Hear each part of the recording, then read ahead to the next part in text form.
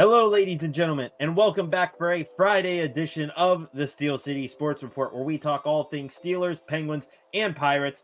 I am your host, Brady Vini, and today's report includes Justin Fields reveals what teams had interest in him, baseball fans about to get the matchup they wanted, Colts players are raising the tension for this weekend's game, and more. As always, please be sure to like, comment, and share this video, as well as subscribe to the Steel City Sports Report. Now, let's get into the first news story of the day. Justin Fields reveals what teams had interest in him this offseason. Through 3 games in the black and gold, Justin Fields has won over many in Steelers Nation. Well, he is about to do it again. The Steelers quarterback was a guest on the most recent episode of teammate Cam Hayward's Not Just Football podcast.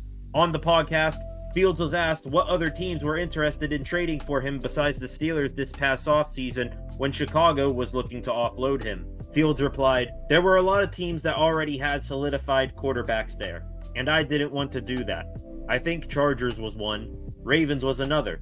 Raiders, they talked a little bit. I don't know too much. They already had solidified quarterbacks, and they just got new contracts. So, I wasn't really trying to be there, because I kind of know how that shakes out." Fields choosing to come to Pittsburgh over those teams, especially the Ravens, puts a smile on the face of a lot of Yinzers. The most viable option on the table besides the Steelers was the Raiders, as Fields could compete for and most likely win the starting job while reuniting with one of his former offensive coordinators from Chicago in Luke Getsy. Instead, Fields chose to compete with Super Bowl champion Russell Wilson, and now he finds himself having taken command as QB1 and is 3-0 for the first time in his career. Fields' choice of the Steelers lives up to head coach Mike Tomlin's motto of wanting volunteers, not hostages. So far, I think Steelers Nation and Fields himself are happy in his decision to come to Pittsburgh. MLB fans getting the matchup they wanted. Well, Pirates fans, Yankee fans, and MLB fans are all about to get their wish. 2 Titans will clash this Saturday, September 28th at 1:05 p.m. as Paul Skenes is scheduled to get the start for the Bucks in the penultimate game of the year against Aaron Judge and the Yankees. With Skenes having just pitched last Sunday in a 2-0 victory over the Reds, many wondered if he was going to get another start this season. Well, we know the answer now. Skenes versus Judge has been a baseball fan's dream since Paul got promoted to the big leagues. The rookie phenom and the generational slugger gave the fans a tease of the matchup at this year's All-Star game, when Skenes got the best of Judge in a 1-pitch ground-out at-bat.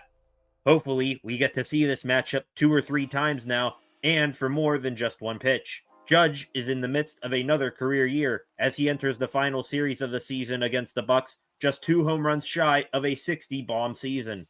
However, Skenes has taken the league by storm with a Rookie of the Year type of season and has 167 Ks in 131 innings. This wouldn't be the first time Skenes faced one of the league's best hitters, as earlier this season, in a series against the Dodgers, Skenes went toe-to-toe with Shohei Ohtani. In 3 matchups against Ohtani, Skenes got the best of Shohei in the first at-bat, striking him out on 3 pitches, but Ohtani would then hit a home run in a seeing eye single the next 2 times. The series between the Pirates and Yankees begins tonight at 7:05 as Jared Jones takes the bump for the Pirates against Carlos Rodon of the Yankees. Who do you think will win the matchup between the 2 All-Stars, Judge or Skenes? Let me know in the comments below.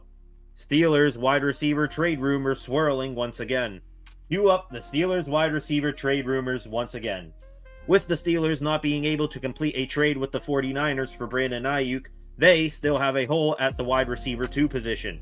Current receivers Van Jefferson and Calvin Austin haven't made a truly phenomenal case as the Steelers' number 2 outside threat thus far, and rookie Roman Wilson has yet to see the field with an injury setback.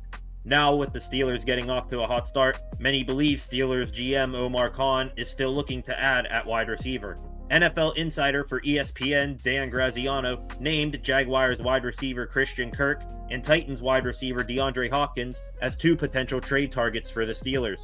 Another name that many speculated the Steelers could target is Raiders wideout Devontae Adams, but that would probably cost a lot unless Adams has an AB level meltdown. Regardless of who it is, the Steelers need to add another receiver before the Week 9 trade deadline for multiple reasons. Even with a heavy run offensive scheme, Should George Pickens miss any time with injury, the Steelers' passing game would become severely limited. They also will need as much help as they can get before they head into the gauntlet that is the final 8 weeks of this season. What wide receiver would you like to see the Steelers try to add? Let me know in the comments. Penguins trim training camp roster. On Thursday, the Pittsburgh Penguins once again reduced the size of their training camp roster. Pens general manager Kyle Dubas announced that the following players have been assigned to Wilkes-Barre Scranton in the AHL.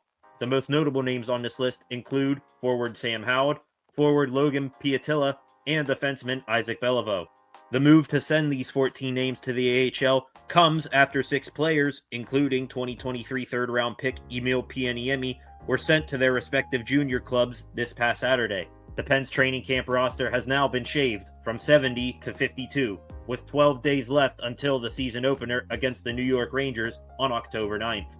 Some Colts players are feeling bold. Heading into this weekend's game, some players of the Indianapolis Colts are feeling, well, you can try to interpret it as confidence or cockiness. Starting with the Colts' 2024 first-round pick, defensive end Laiatu Latu, he dismissed that the Steelers' uber-physical running attack would be a challenge for the Colts, saying, "No, not at all. We have the guys that can play the run and stop the run, and we're going to do that. We're going to treat them, week by week, game by game. They're not better or worse than anyone else. Just going to go out there and focus on what we've done throughout the week and do the best we can." That's a bold statement from Latu, especially with the Colts defense giving up 537 yards on the ground in their first 3 games this season. In addition to Latu, Colts linebacker Zaire Franklin went one step further and said that he would personally do this on Sunday. Franklin said to the media, "Hopefully we get to steal a couple of terrible towels. I might try to snatch one myself. We'll see." Zaire, is it cool if I call you Zaire? I really think you should go have a chat with your division brethren down in Jacksonville on just how well grabbing the terrible towel has worked out for them. I think I speak for all Steelers fans when I beg you to please try and take a terrible towel. Please guarantee that Justin Fields in the Steelers offense puts up 400 yards and 40 points. Please guarantee that TJ Watt has 3 sacks and a fumble recovery. You're already 1-2 on the season, so why not keep digging that hole deeper? The Colts have now raised the tension of this Week 4 matchup, and more eyes will be glued to the TV just to see if Indy can walk the walk as much as they talk the talk. And finally, Steelers-Colts injuries and designations. With this Sunday's matchup of Steelers-Colts fast approaching, the final injury report as well as game designations for both teams has been released. Starting off with the Steelers, running back Jalen Warren, tight end Michael Pruitt, and outside linebacker Alex Highsmith have been ruled out. Guard Isaac Seumalo is listed as doubtful, which, unless Mr. Miyagi gets a hold of him, means he is out. This lines up rookie Mason McCormick to get his first career start at left guard, with reports saying that Spencer Anderson is working as the Steelers' primary swing tackle. The last player with an injury designation is quarterback Russell Wilson, who is questionable, meaning he is probably once again the emergency third quarterback this Sunday. All other players who are on the injury list for the Steelers this week are good to go. As for Indianapolis, Pro Bowl corner Kenny Moore and 2021 first-round pick defensive end Kwity Paye are out. The Colts also had defensive end Tyquan Lewis, center Ryan Kelly, and right tackle Braden Smith not practice on Friday, but have not yet been ruled out. Both teams have notable names out or coming into this game bruised, so it will be an interesting battle of attrition at 1 p.m. this Sunday. And that does it for a Friday edition of the Steel City Sports Report. Thank you for watching. Please be sure to like, comment, and share this video, as well as subscribe to the channel.